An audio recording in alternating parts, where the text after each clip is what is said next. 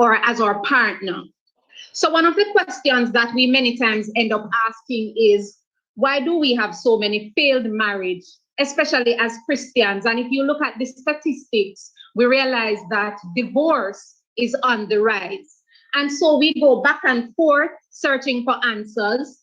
And one of the things that I have realized is that many of us end up this way because we are not guided by Christian or biblical principles when we are choosing our partners.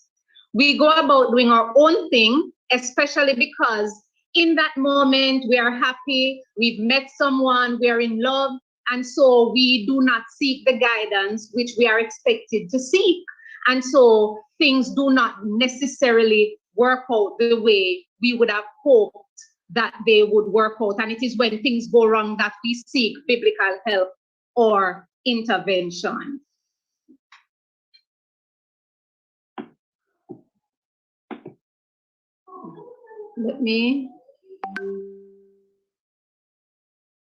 All right.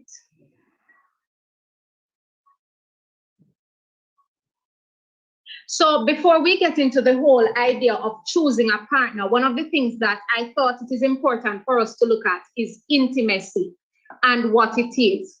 When we think of intimacy, we're looking at feelings of emotional closeness and connectedness with another person.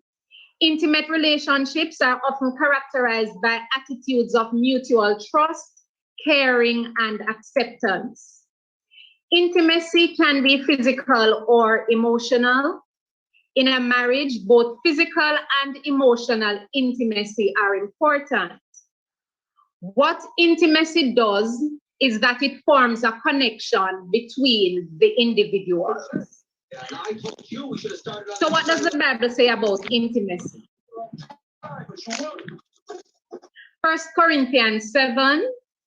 Now concerning the matters about which you wrote, it is good for a man not to have sexual relations with a woman, but because of the temptation to sexual immorality, each man should have his own wife and each woman her own husband. The husband should give to his wife her conjugal rights, and likewise the wife to her husband. For the wife does not have authority over her own body, but the husband does.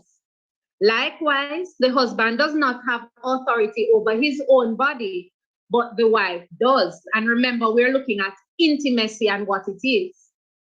Do not deprive one another, except perhaps by agreement for a limited time, that you may devote yourselves to prayer. But then come together again, so that Satan may not tempt you because of your lack of self-control.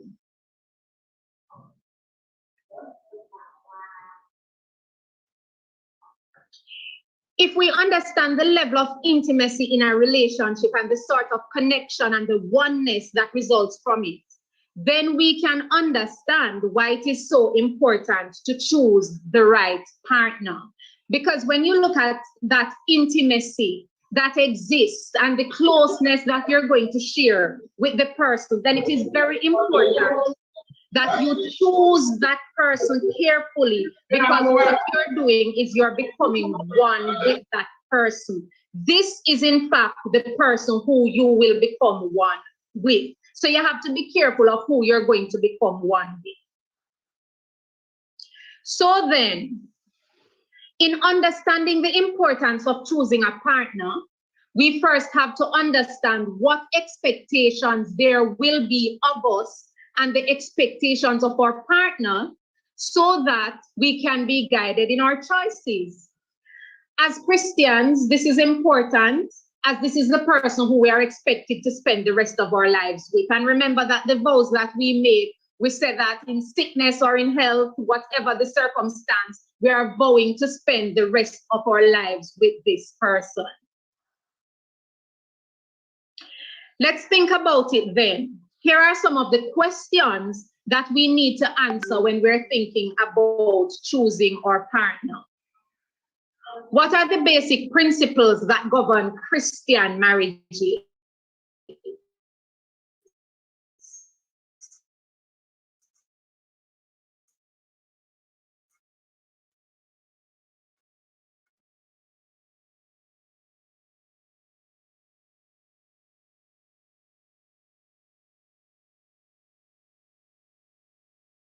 then we learn what it is for when choosing our partner. And then how do we apply all of these to choosing a partner? So the first question, what are the basic principles that govern Christian marriages? A Christian marriage is a marriage which has been instituted and functions according to biblical principles. And here we go, where we know that in a lot of countries, persons are deviating from the Christian ideal of what a marriage should be. It is a marriage between one man and one woman. And Genesis 2:24 and Matthew 9 verse 5 speaks to this. One man, one woman. In a Christian marriage, there is no room for multiple wives or husbands. Neither is a marriage between two men or women a marriage according to biblical principles. A Christian marriage is really a lifelong covenant between one man and one woman.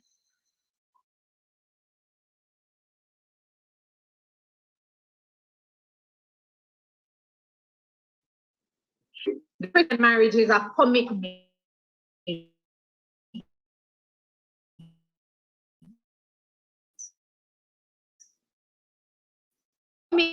The couple commit stay together regardless of the circumstances they are faced with. So we get to the question again of why so many failed marriages in Christianity. One of the biggest issues that we have as humans is that we want things to happen when we want them to happen. That is in our own time. But we should understand that as Christians, this is not how it works. Yes, we want things to happen. We want them to happen in our time, but we have to learn patience. We have to learn that God's time is his timing. So like everything else that we do, we have to understand that our timing is not God's timing. We have to learn to exercise patience and trust God that what he has in store for us will come in the right time. Many of us rush relationships, and many times we use the excuse that we are getting old. So there are many other excuses we use, but I think the one that we use most is that we are getting old and we have not found that person as yet, and we're thinking of having children, and we're wondering